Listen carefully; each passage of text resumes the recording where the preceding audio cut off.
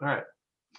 All right. So some of this is kind of common sense, and some of it, you may not have thought of before. So I guess everybody here is a business owner. Yes. Everybody? Okay. So you all have, is it safe to say everybody here has some social media presence? Yes. Okay.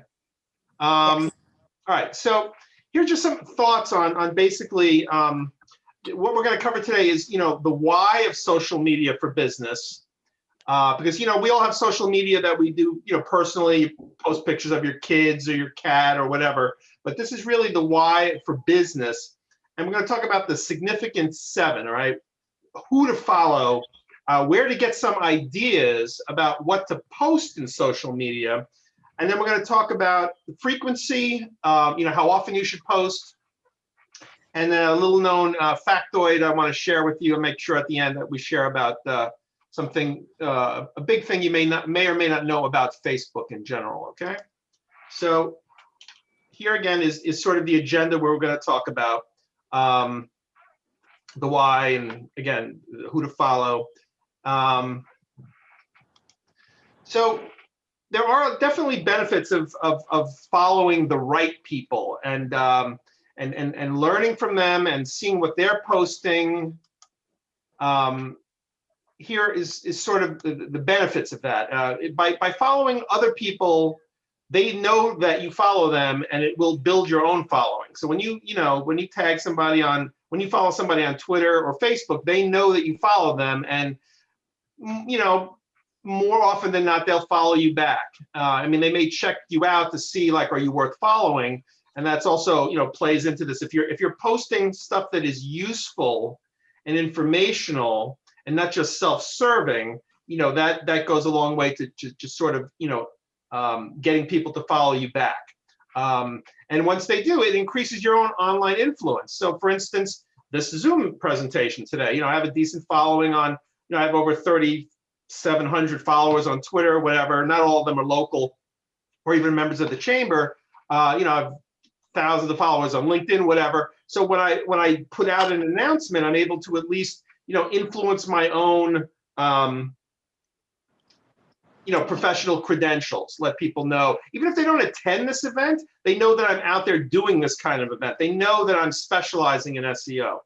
Now also by doing social media, you're improving your own search engine optimization. And the way you're doing that is you're driving traffic back to your own site, which we'll talk about. By adding links in your posts, you're driving traffic to your pages, and that increases your search engine rankings, because Google will rate you based on the traffic that you're getting. So the more traffic you get, the higher you'll raise in the search engines, assuming that everything is equal with like a similar competitor. But if you're getting more traffic than they are, you'll come up higher in the search engine rankings. By following people in your space, which we're going to talk about at length, it also gives you ideas for things that you should be, tweeting and posting on Facebook about. And as I said, it also helps you, build your own audience. Okay. So here's the first one. First thing you want to do is you want to pick the right social media outlet. So for instance, a law firm probably doesn't really benefit too much from having a business Facebook page. They may, but I think really a law firm, for instance, would benefit most from having a LinkedIn presence. You definitely want to have a LinkedIn presence. It really depends. Twitter, again, is an interesting outlet. A lot of businesses don't really understand Twitter or value Twitter, but here's what I recommend for Twitter, okay? Why everybody should be on Twitter, whether you like it or not, or use it or not, currently, is that Twitter is a great listening tool. By being on it, you'll see what other people are doing. Even if you have like a very few followers, by following other people, you'll start to see industry trends. Okay. So here's again, seems common sense, but you should definitely follow your own customers and clients. Makes sense, right? I mean, you'd want to know what your customers, your clients, your vendors are up to. And again, it's a good way to support your customers and clients because it costs you nothing financially to retweet somebody, to like something, to send it, to share it, okay? So that's like, and some goodwill there, and people know, again, when you share their stuff, they know it. And it's just, it's a good brownie point if nothing else, all right? Conversely, you also want to follow your prospects. So maybe you're following your customers and clients, but why not follow the people and companies and businesses that you want to do business with? Especially on LinkedIn. It's a great way to sort of, break the ice, and not just to try to sell them something.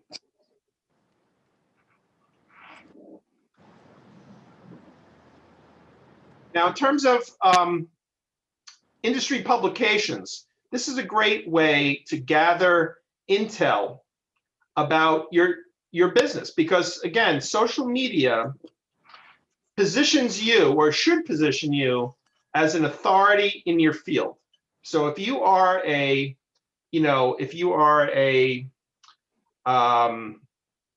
somebody who does, maybe you're a kitchen and bath renovation company, and you're following cabinet makers and other people in that industry, you learn what's important. Well, what are the hot topics? What are the new materials? What are the things that you need to be up on so that you can then share that information to your followers who are looking to you as an expert in your field? If you're into, if you're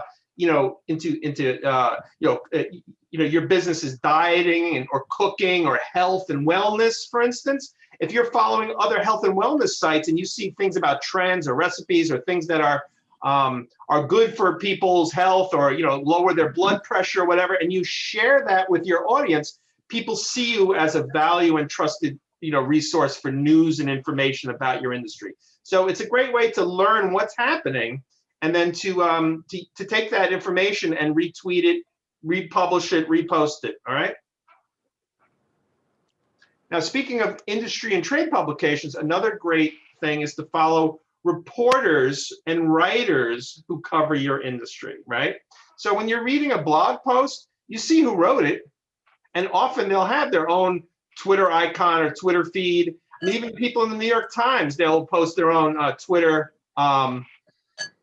handles. So follow them and see what they're writing about. And also, it's a great way. So if you follow them first and you listen and you see what they're doing, maybe you retweet some of their stuff, maybe you repost some of their stuff, right? They notice that, okay? And then when you post something that's important to you, you can tag them, and chances are they'll reciprocate and retweet, repost, share your content. You can even tag them and say, please retweet, please share. And if you tag them, I mean, what does it take? Again, assuming it's of some value to your collective audience, I mean, that's why it's social media, okay? You're sharing information around the topic niche, okay? So whatever your business is, you want to stay kind of focused on that industry, and you want to, make sure that, your topics are pretty much, around that, that industry, that vertical. Now that's okay to sometimes, inject a little personality or a little humor, or something else, you can color outside the lines. I mean, I personally would stay away from politics. I would stay away from religion. I know some people, get into that on LinkedIn, which I don't think is really appropriate.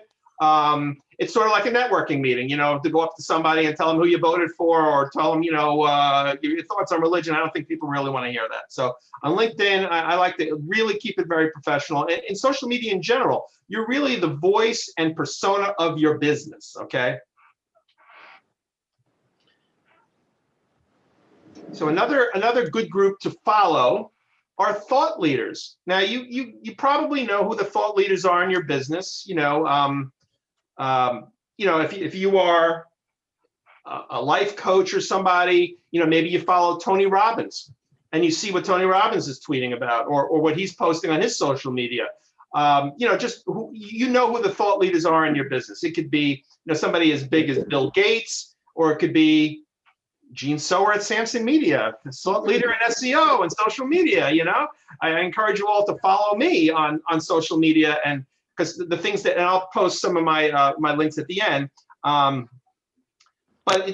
I talk about SEO and social media and website design and website development, and that kind of things. I'm always trying to give tips and information about my industry, and if it's something that you're interested in my industry at this particular time. Whoa, but you all right there? All right. Anyway, and then here's another thought that you may not have thought of. You want to follow your competitors. I mean, now again, they might they'll know that you follow them, but I know that my competitors follow me. They watch what I do. I learn from them. They learn from me. It's definitely you learn a lot from seeing what your competition is doing and what's important to them. And sometimes they're not doing much, which is also can make you feel like you're kind of you're leading the pack in terms of being out there and being a resource for worthwhile news and information. Okay. Any questions so far? It's all pretty straightforward stuff, right? All right. So here is a site. So in terms of like trying to find out who are influencers in your space that maybe you need some inspiration or some ideas for who to follow that covers your topics. There's something called Buzzsumo that you may have heard of before or not. It's buzzsumo.com. Now it's free, but you do need to set up a login and password to access it. All right. So you can set up your free account, and then they only show you a limited number of results.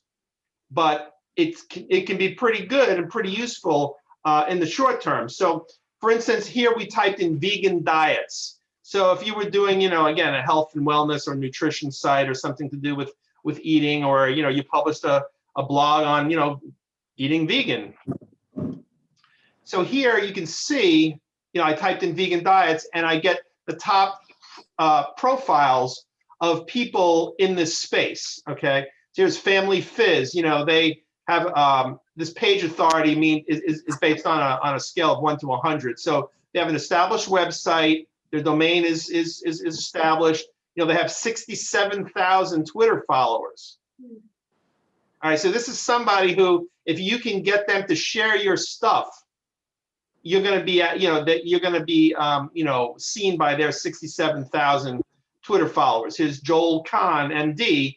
He's 25,000 Twitter followers with a high domain name authority and page authority. So here, retweet ratio, these people will retweet almost anything, where Joel seems to be more discerning. And then here you have Neil, he's somewhere in the middle. He's retweeting about 30% of stuff that you tag him in.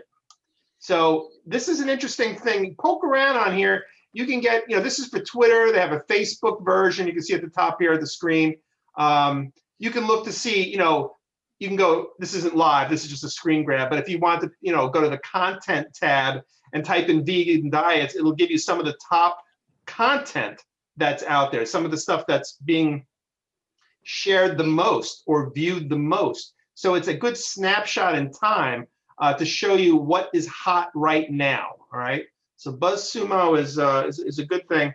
They do, charge a monthly fee, but again, the free version. In fact, this is the free version. If you go back, if I scroll down, I only get the top 3 results. They used to give you top 10, but now they only give you top 3. But it's very interesting intel. If definitely take a look. All right. So let's talk about the question that is often asked is how often should I post? Okay. So these are the tools that I use. All right. Because for Twitter. Now, again, these are all, guidelines. You don't have to, take this to, it's not set in concrete. But Twitter, Twitter is constantly going by like a stream. So if you publish at 9 o'clock in the morning, the people that just go on for the first time at noon aren't going to see your stuff go by unless they go to your Twitter page. But otherwise, it's just a stream going by. So it's okay to even repeat the same thing, although I wouldn't really do that because it does land on your page. So when you go to your Twitter page, you'll see that you posted 3 times the same thing. But I could totally do something on Monday, again on Wednesday, and again on Friday. Again, 2 to 3 times a day is a good time for Twitter because it's always going by quickly. LinkedIn, I would say once to twice a day, or maybe even like 3 to 4 times a week. And again, make it useful. Don't just put stuff up there for the sake of putting it. It should be informational. And again, by sharing other people's material, you don't have to come up with something original. You could share somebody who's you're following, you share their stuff. So that counts as one of the times, okay? And Facebook, once a day, I think is probably enough. And then YouTube is a very sort of underrated site for social media. And you may be aware that YouTube is actually the second most popular search engine after Google itself, which owns YouTube. So you do get some search volume, you get some search engine value from posting material on YouTube, all right? But the problem with YouTube is, creating videos is a little bit more involved. Although, as you might know by now, also Zoom, records easily video, and you can upload, Zoom videos to YouTube. Like I could record this whole presentation and upload it to YouTube. Are you recording this, Nina? Yes. Okay, good. So yeah, so it's an MP4, which is the type of file that you would need to share to YouTube, and you might again get some search engine volume out of it. So you're probably asking yourself, I have a business to run. I'm not going to sit there and be tweeting 3 times a day and posting all this and that. So that's why these tools that we use, Hootsuite and Buffer, let you pre-schedule your stuff out over the course of a week, 2 weeks in advance. Now, recently, I've kind of soured on Hootsuite because I don't know if you know this, or maybe Nina, I don't know if you know this, but they just jacked up their price like way up there. I'm grandfathered in and I'm paying a yearly fee of a monthly fee of I think I'm paying $29 a month or something, right? They just jacked it up to $75 a month. Wow. Yeah, I'm on annual also, or monthly from before. But their free is now limited to 2 Yes. The free is almost worthless now. Yes, yeah. They had a free version where you could publish like 5 posts a week to 3 different profiles. Now it's like 1 post a week to 2. It's like they've watered it down to the point. But Buffer, good old Buffer, which has been around forever also. And actually, we're kind of liking it now that we've been forced. What we've done is we've moved our clients over to Buffer who aren't grandfathered in on an annual or annual fee. And their paid program is only $15 a month. So much better value. And it's funny because I look at Zoom, and I've been on Zoom now for 5 years. So I was on Zoom way before the pandemic, which is good. But the reason I went to Zoom is because I don't know if you guys remember or use GoToMeeting. Mm-hmm. GoToMeeting is $49 a month, and I paid that for years. And then when Zoom came out, it was like $12.95. I'm like, really? Like, is that going to be as good? And I kept GoToMeeting. I started dabbling in Zoom. I was like, this is pretty good. So I left GoToMeeting, and I've never looked back, and I never missed it. So I don't know what Hootsuite thinks they're doing, but to like triple the price in one shot is really kind of crazy. But anyway, they have other prices. I know everybody here is probably small, medium-sized company. They do have some enterprise things that might make more sense for a really larger company. You can have multiple people using it, all of that. So anyway, those are the tools that I use and recommend.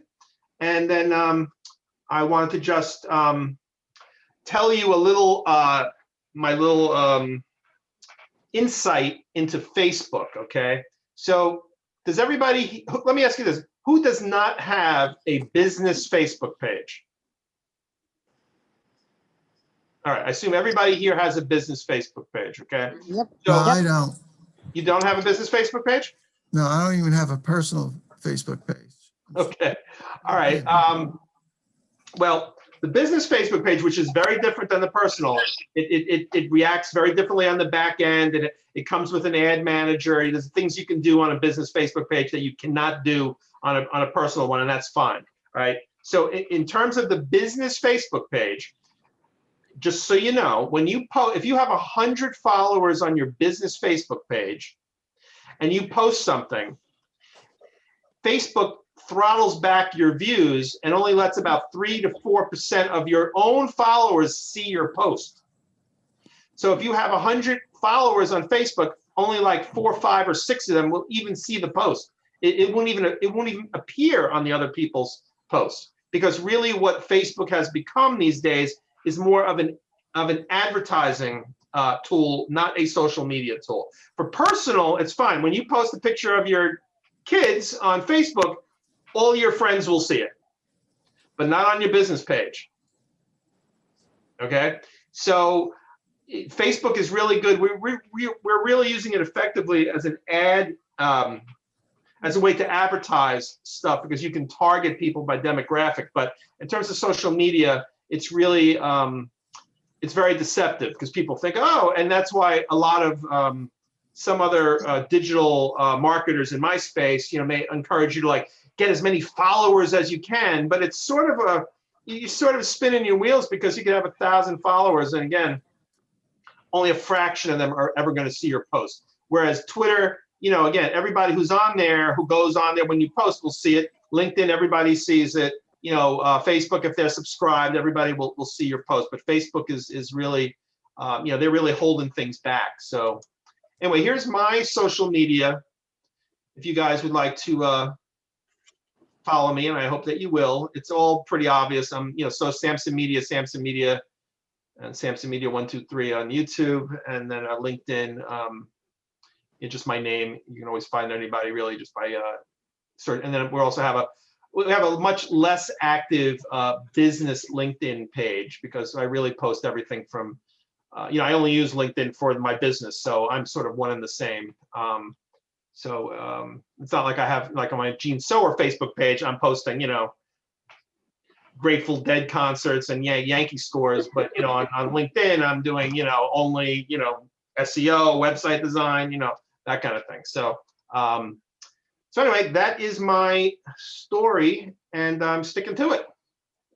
Okay, that's awesome. Thank you. Thank you, Gene. That was great. Some simple things to do. So Robert, I want to ask you, why don't you have a business Facebook page? I'm curious. Well, transitioning from my previous LLC and launching Circuit Energy Group, I'm actually just putting content together for my website. I'm not a big fan of Facebook, and like you had mentioned earlier in the presentation, for an attorney who's looking to engage with business owners and controllers in the C-suite, I don't know how effective it would be for, trying to connect with those same people for energy management strategies. Yeah, you're probably right. You're probably right. You're much better putting your energies in LinkedIn, I think, right? Which is what you're doing. Yeah. Yeah. Totally. Yeah. I would agree with that. I'm very disenchanted with Facebook lately as a social media tool. So, I mean, you have to mention it in the conversation, but it's really, right. I'm not like, you gotta do Facebook, because it's really, I think for other, and one thing we didn't even talk about here, and again, it depends on your business. I didn't even really get into Instagram, because Instagram is also very effective. I only have a personal Instagram page, and you can only add links in Instagram if you have a business Instagram page. You can't add links in your personal Instagram page. So you know how you have a post and a link to click here to learn more. You can't do that in Instagram. So I don't know. My business, I don't know. Maybe it lends itself a little bit to Instagram, but I think if I have a client who does organic cosmetics. Yeah. Totally, like Instagram, you got to be there. I have I have a woman who's, she's a makeup artist. Got to be on Instagram is like her main thing. Again, a tile store, kitchen, bathroom renovators, stuff like that. They love, being able to, put beautiful pictures up on Instagram, which is very photo driven. So, yeah. All right. Jean, I have a question. yeah, go ahead. Oh, so you said, you have to find out where your people are, in terms of where you should be posting. So I'm in the senior healthcare field. It's home healthcare for mostly it's seniors in their 70s, 80s, 90s, and 100s. What's the name of your company? Homes. What? What's the name of your company? Home Watch Caregivers of South Orange. Okay. So we are on LinkedIn. We're on Facebook. We are actually in Tap Into, which is I know it. we're on Tap Into. We're in newspapers as well. We are not in Instagram and we're not on Twitter because the clients themselves are not there.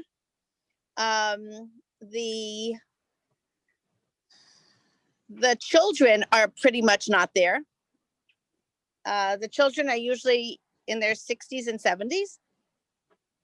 They're not on Instagram. 60s and 70s, probably not. No, I would think they're probably more on Facebook. it skews younger. Yeah. Instagram, absolutely. Yeah. So where would you say that would be good places for us to be? Where would you be in my place? I think, I think you're in all the right places. Have you also considered doing anything on Pinterest? I think it's pretty much the same thing. I don't think you're going to find 60-year-olds so much on Pinterest, and 70-year-olds for sure not. Well, you might find, because there's a lot of women on Pinterest. It's more female oriented. So it could be, it might be a bit of a stretch. I mean, I think there's a lot of time and effort that you need to put into being on all of these. As you said, you need to be posting. You need to be, you need to be addressing issues. So I'm thinking that Pinterest, our field is something that most people don't want to think about until it's really necessary, until it's past being necessary. It's kind of like my dad's coming out of the hospital. I need somebody when he comes home today. No, people don't generally think about it. So I don't know that Pinterest is a place that people are going to go to look at it. You know what? To your point, even though this is a presentation about social media, my company, social media is just one leg of the whole internet marketing space. So Right. actually for you, if you'd like, if I looked at your business objectively, I wouldn't really push social media necessarily beyond what you're doing, because I think an area that actually might be more of benefit to you, and maybe you are doing this, would be email marketing and blogging on your website. Because do you have a blog on your website? Yes. And are you using it, frequently, posting stuff, information? Yeah. And then taking that information and sort of excerpting it into, email campaigns. And I know some people groan over like, oh, email, but I tell you, if the email is useful and informational, and you're helping people, navigate this field of what to do with their aging parents, of which I'm going through now in spades, and so is my wife. So it's like, believe me, I know, we're now right at the cusp of taking away my mother's car keys. So it's like, that's a whole thing. And it's like, and if you can educate your audience about how to do that, or ways to part mom from her car, that's the kind of information that people will welcome. So I think if you blog about that and then share that in an email, and then you do some social media to drive traffic to that information, you see, It's just an ancillary thing. It's not a primary thing. Okay, But I look at the holistic view, and again, depending on the business, maybe you need a little email marketing, maybe you need less social media, maybe you need more SEO, because that's another thing that maybe people are searching for your services, and a search engine optimization approach will probably do a lot more for you than posting on Facebook. okay, thank you. You're welcome. Jean, do you have any recommendations for when to post, what days of the week, whether you're B2C or B2B? No, you're posting to consumers or posting to businesses? Yes, I've seen a bunch of studies, and they're always conflicting, but a lot of them have been showing that like I used to think it was Tuesdays and Thursdays, but now I'm hearing like Mondays and Fridays. Now I'm hearing like Mondays and Fridays, like at 2 o'clock in the afternoon. So again, if you use something like Hootsuite or Buffer, they actually will give you statistics on what the frequency is of the open rates. So there's some, I'm not and then some of it's just anecdotal. Like I'm not a fan of posting first thing Monday morning, because I know people are like just getting into it, and then also Friday afternoons, again, pre-pandemic was sort of a getaway time. People like looking to get away for the weekend. So you had a real important thing. I wouldn't save it for like, 2 o'clock on a Friday. Right. People are kind of like 1 foot out the door, especially in the summer. Forget it. I would never post on Mondays or Fridays. So even now I wouldn't. So I don't have a definitive answer, but you can get some stats and things. Again, that's one of the benefits of using a tool, not just going to Twitter and doing it, but Sure. using Buffer or Hootsuite, because it will show you get a whole reporting dashboard in there, and it'll show you how many were opened, what times you get, so you can more or less measure that kind of stuff. Yeah, I've seen all sorts of studies, and they all say different things. So I've recently switched over from doing more. I was doing like 11 a.m. and I'm doing more like afternoon now. Oh, okay. Like 2-ish, in the afternoon. Like, and again, 2 o'clock East Coast is not 2 o'clock West Coast. So you also have that whole thing, But I think you post 11 o'clock in the morning, you're really getting like really early, West Coast, if you have clients, that are, in the Pacific time zone. So. Right. Cool. Good stuff. Anybody else have any other questions? Okay. I didn't need to finish so quickly. That's okay. I think everybody knows Jean. Would everybody else like to, let's stop the sharing first. Why don't we let everybody introduce themselves in case we don't know each other. Robert, why don't you start? Yeah, sure. My name's Bob Leach. I'm managing member with Circuit Energy Group, which is a commercial, we work in the commercial energy space as a cost reduction risk management resource to help clients lower their costs and their usage as partners in energy management. We customize electric and natural gas procurement strategies, and we consult on LED lighting, solar projects, cogen, and recently we've added EV charging stations to our portfolio. You an energy reseller? Yes. Okay. Broker. Yeah. Cool. Dave? You're on mute. You're on mute there. Quote of 2020. There we go. Now I'm unmuted. All right. Dave LaBush, Midtown Commercial Realty, full service commercial real estate brokerage. So we work with buyers, sellers, landlords, tenants, 1031 exchanges, investors on all types of property. So industrial and apartment buildings, nonprofits, retail, office, medical, land. And we do property facilities management, security services, help folks raise equity, do development. So we're really full service, everything under one roof.